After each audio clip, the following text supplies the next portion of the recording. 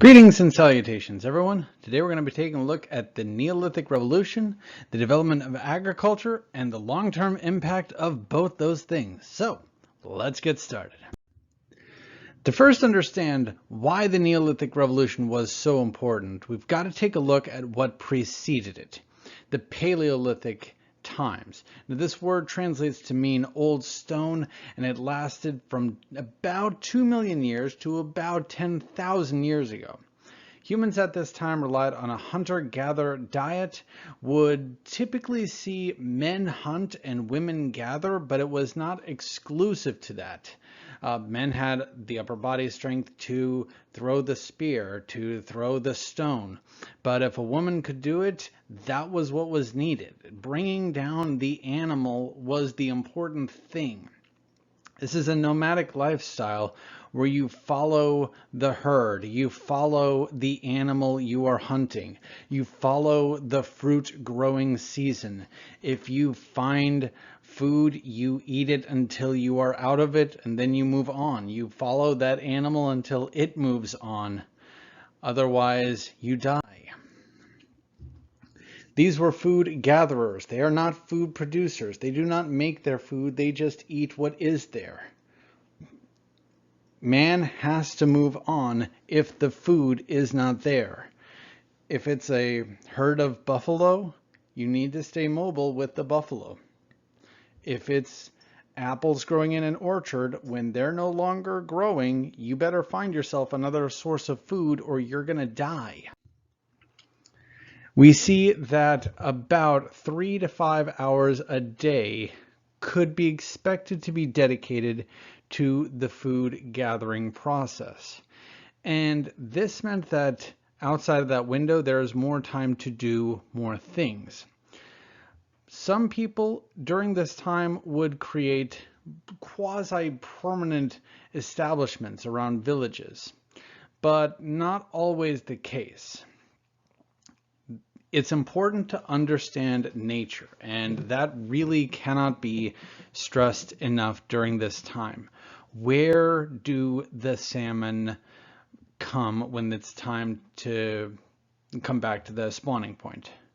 At what point do the bears wake up and start eating the salmon? If I place my nets in the morning or in the evening, which one is going to get me the most amount of food?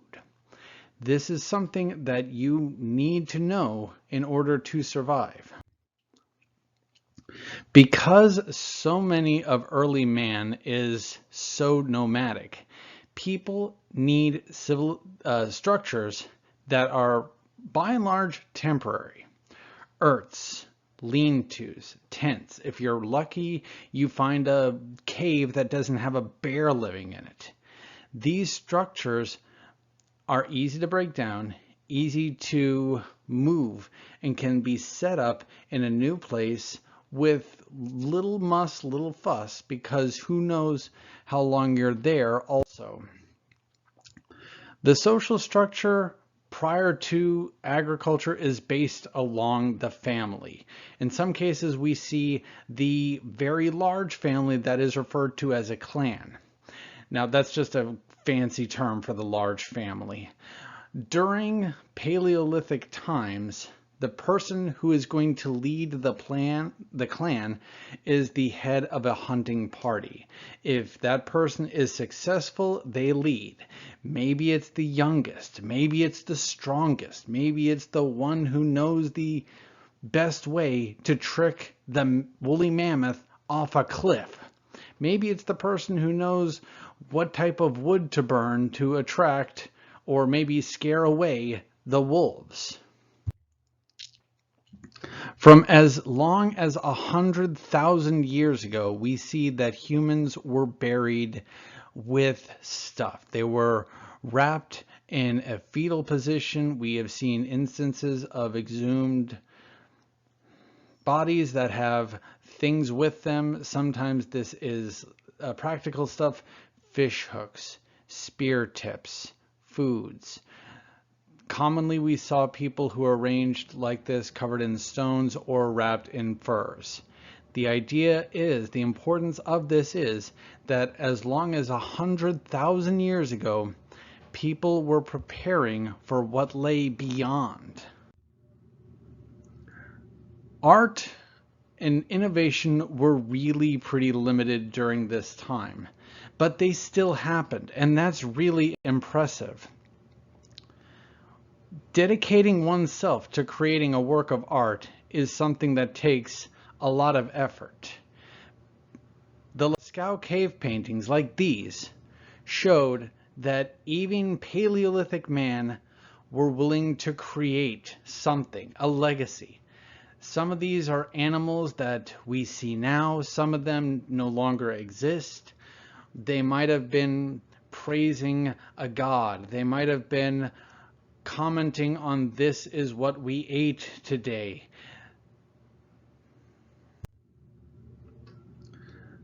Specializing in something was rather difficult, again, prior to agriculture. Specializing in something other than finding food was really uncommon. It is a subsistence lifestyle. The priority is the food. Yes, there are people who can make art. Yeah, there are people who can make a better tent. But again, it focuses back to that food thing. Everything needs to be about that, and big specialization just does not exist. There was definitely a verbal language with the development of Homo sapien. It probably was not as complex as our modern language networks. Symbols existed, but they were more iconographic, marking important places, and nothing written. It really can't be stressed. This is prehistory. There is no written language yet. There might be something carved into a rock that's, okay, here, there's a waterfall here, or, be careful, this season, this area will flood, or, yeah, Mike was here, something equivalent to that, only not Mike was here. When the last ice age ended, there was a massive shift globally for all animals, predator and prey alike. When you compare humans to some of the other creatures that lived during this time, we are not going toe to toe with them and winning. We're not going to go fight a woolly mammoth and expect it to just run away. We're not going to go against a saber-toothed cat with a pointy stick and hope it's going to be dinner. We're not going to take on a dire wolf and expect it to be our bestest buddy. When the last ice age ends, a lot of these creatures, though, start dying off. They do not adapt to the changing climate, and that's just what happens. And sure, there are creatures that are going to survive that are really, really good at killing us. Man versus wolf. Man is not going to win. But there's a better chance at this point. The development of agriculture is the game changer. The Neolithic age, the break from the Paleolithic age, was the development that came about because of the end of the last ice age. The climates are better, the earth is warmer, there is better rain, and new plants can thrive and grow. Agriculture is born here, the Fertile Crescent, the cradle of civilization, the area between the Tigris-Euphrates River. And this area is important because it is fed by both those rivers, and the ground here is super nutritious, super healthy, and it's going to allow those early civilizations to establish themselves relatively easy.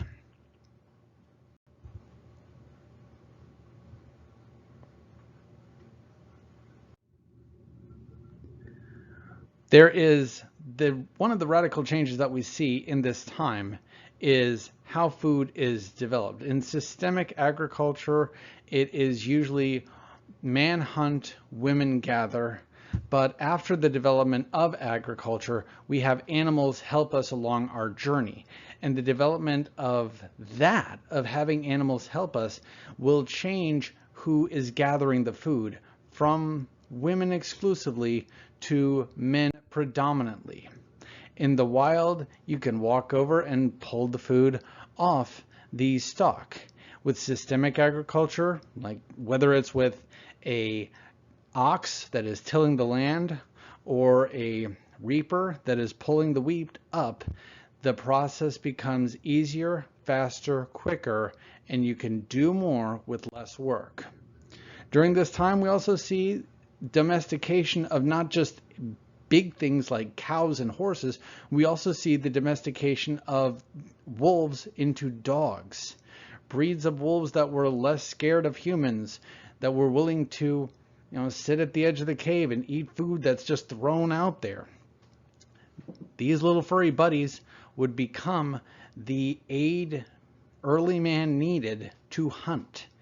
It can smell the reindeer, it can hear an approaching creature, and oh, BT dubs, it's bigger and stronger than a human, good 6 days a week.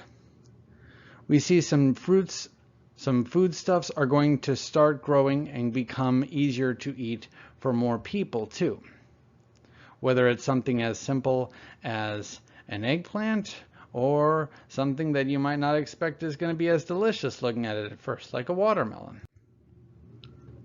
The thing that caused the agricultural revolution, we've got two theories. Number one is by accident, commonly referred to as the bathroom theory. Animal eats a plant that grows seeds. Animal goes to the restroom. It goes poop. The seed is defecated out, and then through a combination of both the good dirt and the fertilizer left behind by the animal, the crop starts to grow in the waste of that animal, which might have also been people. Now, theory one. Theory two is necessity. This is the idea that someone left seeds behind and noticed, oh look, those seeds are growing. That might have been a hunter who realized, okay, the bison always goes for these, seeds, so I'm going to leave these seeds right here, and tomorrow I'll know right where the bison is. Oh look, it worked, and oh look, it didn't work. Well, the seeds have taken root. That's interesting. With more food, we see that now the pressure has moved to making more. With having food, you can do so much more with it. This is the game changer. And it's worth pointing out that the development of agriculture did not happen everywhere on the planet at the same time. Some regions developed it sooner than others, and this is for a whole host of reasons. The climate, the topography, when the aha moment happened, what other food sources could have been around to keep people from developing this. For whatever the reason, though, there's a reach of about 8 millennia between when man first starts farming and when man finally realizes what it can be. Our early developed stuff in the Fertile Crescent, wheat. It pollinates itself. You can store it easily. You can make breads with it. Barley. You can make beers with this. Lentils. Rehydrate them and you're good. Chickpeas. Flax. Figs. Early domesticatable foods that you can plant and go back to. Plant and go back to. And the more different kinds of food you have, the more likely you are to survive. Early grinding of foods. In China, we see that it wasn't necessarily wheat that caught on quickly, it was rice. And the big reason for this is the topography in parts of China. on hills like this, it's kind of difficult to have big wheat farms. But if you establish and enclose small terraced farming, you can grow your rice here relatively easier, and much easier than growing wheat on the side of a mountain. Animals that are going to be domesticated, dogs, goats, sheep, cattle, pigs. Is it useful for a human? What can that animal do for you? Those are animals that either help mankind achieve food or make the agricultural process easier. Some animals were slower to domesticate. Take cats. They're great pets. They tend to themselves, but a cat is not going to help me hunt. It will not pull a yoke, but it is my little furry buddy.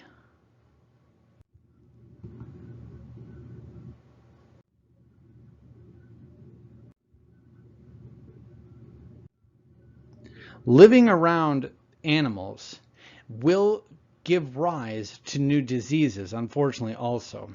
And some of the worst diseases that mankind will fight happens exclusively to this. Smallpox has killed more than anything else in the world. We are still fighting influenza today. And the measles vaccine has only been, it's less than a century old. In the Americas, the development of corn is going to supplant the development of wheat-based agriculture.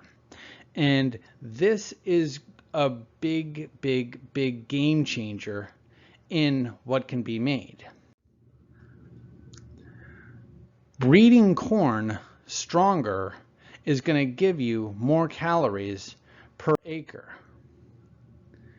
And this diffusion of ideas will also lead to conflicts when you are, for example, running out of food, when you don't have food and your neighbor does have food. You might be inclined to go and take their food and eat it, especially if you have nothing and your crops have failed and you are going to starve and die. Some places developed differently, and this is for a whole host of reasons. And unfortunately, there is no one clear-cut answer. I mean, you've got the floating chinampas of the Aztecs on the right, and you've got a developed Neolithic Revolution city on the left. Both of them are going to develop. They develop their own way and they develop their own themes, but why they differ so much is going to be one of the greater mysteries.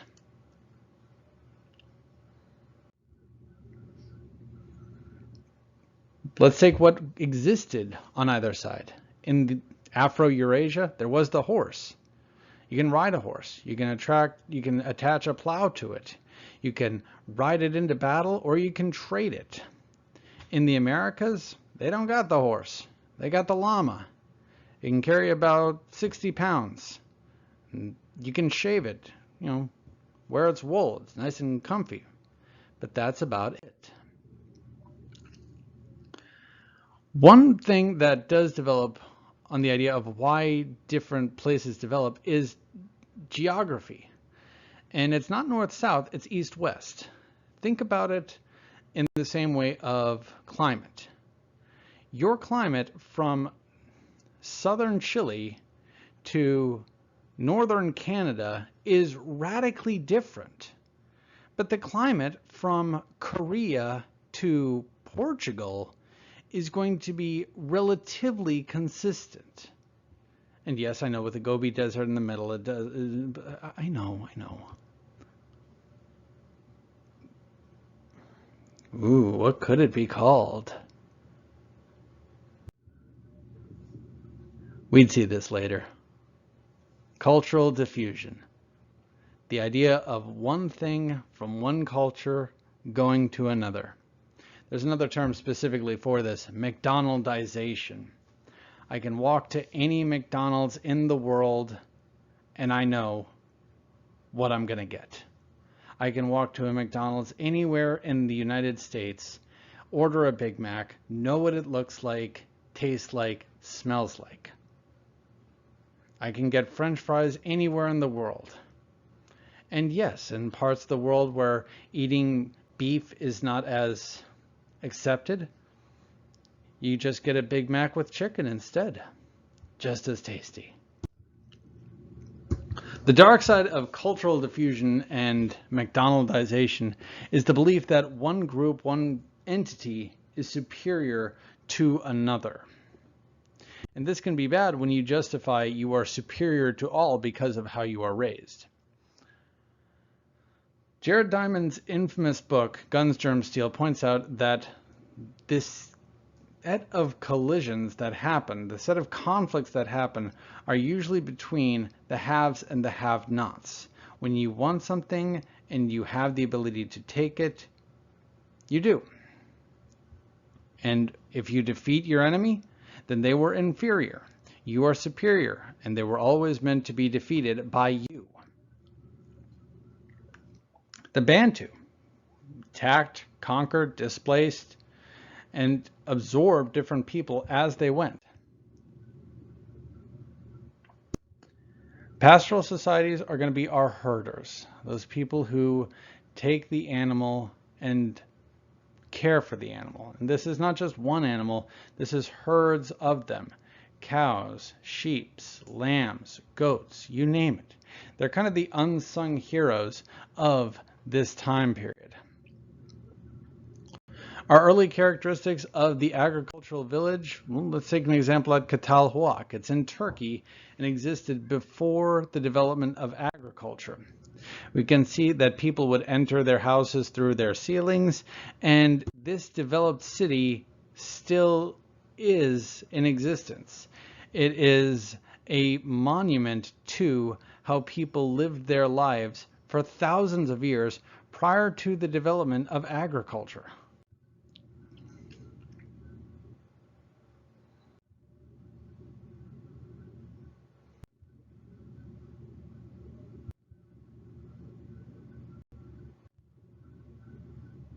Skara Brae in Scotland, Europe's most complete Neolithic village.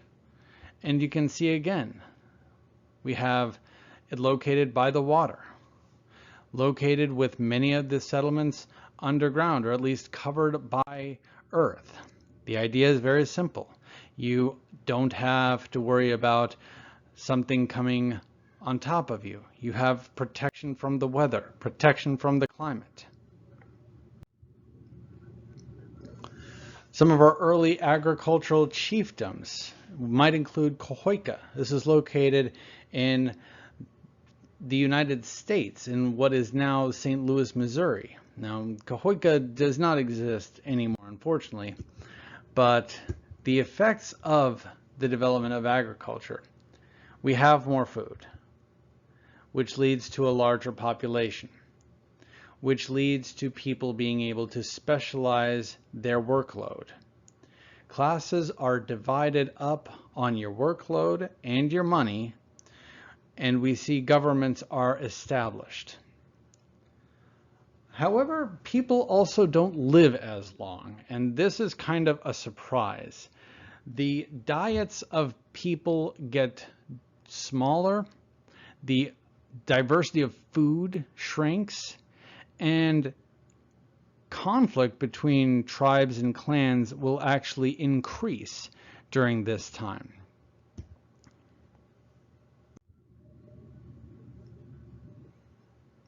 When crops fail, if this is your farm and it is gone, you don't have a lot of other options. Things get real bad real fast. And what if this is for a whole civilization? What if a blight comes through and there's no wheat? What if all the figs are infested by bugs? Cattle come in and eat your corn. What do you do? We have become more dependent on this system, so much so that the knowledge of how to do this thing has been more and more lost. Utsi, our final man. About 5,500 years ago, in the Italian Alps, there was a man who we have named Utsi. He died up there, was frozen there, and because of the cold and because of the climate and because of a dozen other factors, he was preserved there. This guy crossing the Alps, we have analyzed him and gotten an idea of what his life was like. Now, it's worth pointing out that Utsi is in pretty good condition for being more than 5,000 years old, but he also has some interesting things on him. Most notoriously, he has a series of tattoos. He was found with these tools with him. A couple of blades made from ropes, skins, stones, an axe, notched feathers. In our study of man, it's important to see how far we have come because of certain things. And the development of agriculture is perhaps the principal thing that has led us to where we are now. So, hope you learned something today. I'll see you next time.